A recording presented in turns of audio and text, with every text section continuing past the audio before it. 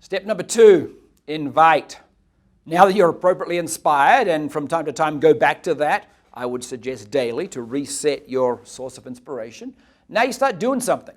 Yeah, we can set goals and be inspired and sharpen pencils all day and every day, but if we don't start drawing with those pencils or doing something with them, then the inspiration ain't going to get us anywhere.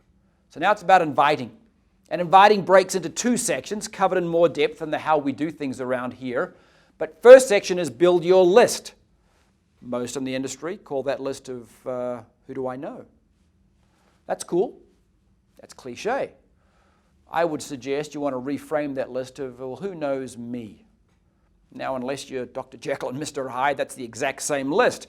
But building the list from the context of who out there knows me frames the relationship from that person's perspective. And that frames the subsequent invitation in a way that's much more aligned with that individual. So you're addressing their needs, making their life better, and not coming across as, hey, I need you to join me so you can make my life better and I can go wherever I need to go. Extending those invitations from the list of who knows me. And name and contact details, answering this key question, what do we have at Unicity that is of value to that person? Health, finances, energy. Give that some thought. Again, frames in a very narrow, very personal, very peculiar way for that particular individual.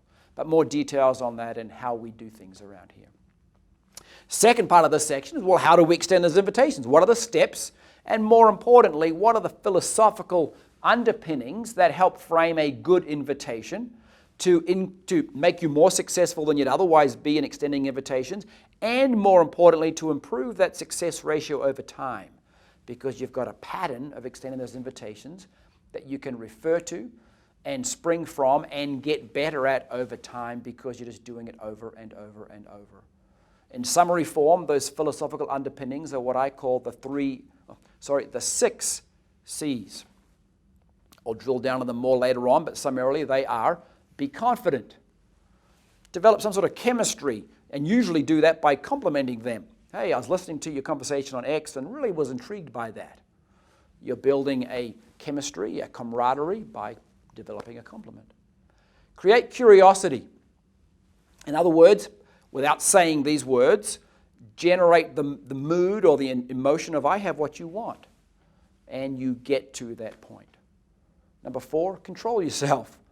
All too often we get, excuse the phrase, verbal diarrhea and try and tell everything in that first conversation. No, all you want to do is create curiosity and answer the question, and then create more curiosity and answer the question. And the last part of the invitation process is confirm or commit. Here's what I'll do for you. Here's what you said you'd do for me. You want more information on this? Great, I'll get it to you by here. You want to join with us? Wonderful. Let's get together at X time on X day and do something there. Those 6 C's rather, are so very helpful to you as you extend those invitations, as you do what needs to get done. Again, they're covered in more detail on how we do things around here. But that's step number 2, invite.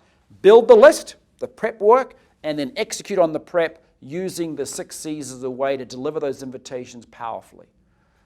Think of that step as a first step in putting into place your intrinsic source of inspiration we covered in step 1. But step 2 is